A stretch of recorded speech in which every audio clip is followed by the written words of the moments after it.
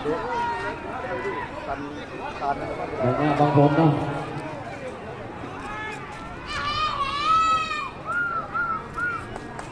ให้เข้าใจเนาะถึงการพินิสัยการตัดสินใจของกรรมการเท่านั้นเนาะ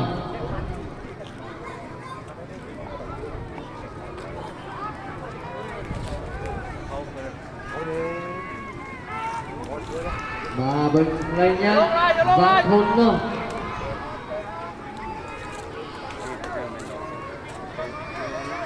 ระยะบางคน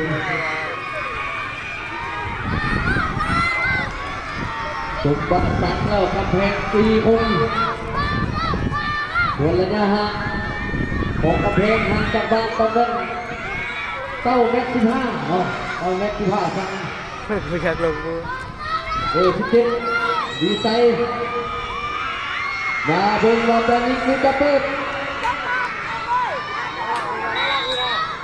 ดีใจครับคือว่าสมบัติเป็นผู้